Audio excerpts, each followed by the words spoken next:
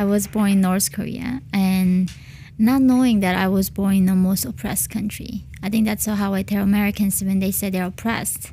Like, if you know you're oppressed, you're not oppressed. Like, not knowing is the definition of oppression. I believe I was living in the best country on earth. It was a socialist paradise. And I had this a song called Nothing to Envy, because we were living in a socialist paradise. So I think with that, just have no idea what was going on in the world. When I was 13 years old, I just couldn't simply find any more food. So that led me to escape to China. Then crossing the Gobi Desert into Mongolia after 2 years. Then go to South Korea. And then 5 years after, I came to America. All while you're how old?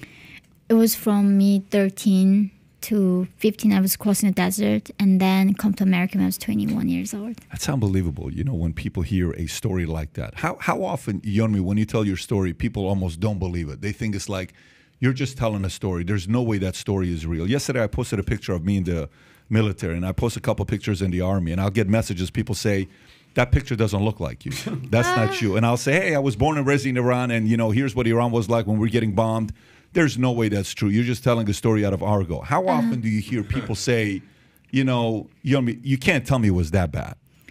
So in some sense, I think I got lucky because remember when Americans, tourist Otto Warmbier from the Virginia Tech University, he went to North Korea, and then he was sentenced for hard labor for 15 years for stealing a banner. And then they tortured him and they rearranged his all teeth. Oh my God. And then he came out as a vegetable state that Trump brought him back. Yeah. So I think American understood, like, if that's what they do to American white men, I mean, they can't even imagine what they would do to their own people. So I think when it comes to North Korean issue, at least still between Democrats and the Republicans understand it's a complete black. Nobody argues it's somehow gray.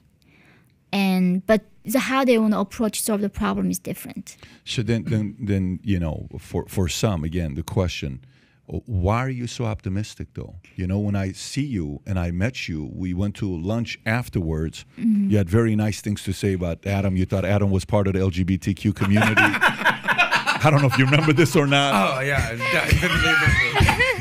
But you're gay, right? That was her? That was her? She asked Adam if Adam's gay. That's hilarious. You said you're very nice and you dress well, so you must be gay. I was like, I will show you who's not gay right now.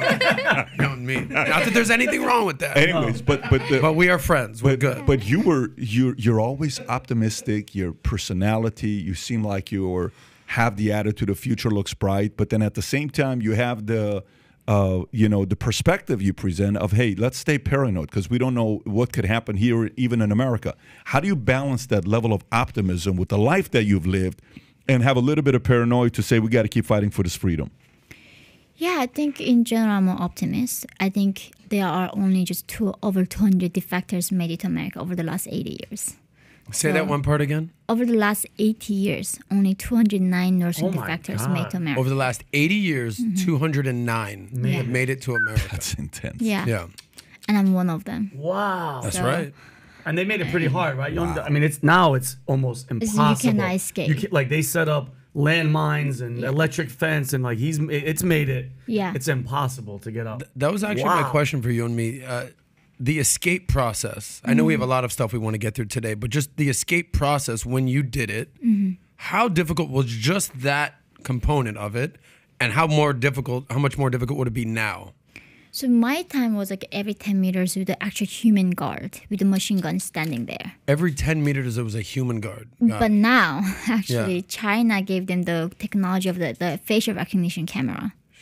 Everywhere on Chinese side and North Korean side, both. They put the electrified wire fences and they bury the landmines to kill his own people. And then he put the people moved away from the border towns. Okay. So now it's literally impossible. Literally what Kim When's the last time someone escaped? I don't know. So Kim Jong-un said don't even let one single ant cross between borders. Wow. And when you escaped, you said there was a soldier every 10 meters. So I assume you did it in the dark. How did you disguise yourself? How did you go under the radar, so to speak? So the reason how I didn't get shot was the people were helping me, the traffickers. They were selling us to human traffickers in China, so they bribed the guard. But the problem was they're every 10 meters. You cannot bribe all of them. Wow. It's too expensive. So they bribed one guard and that post. So we could always shout from other posts.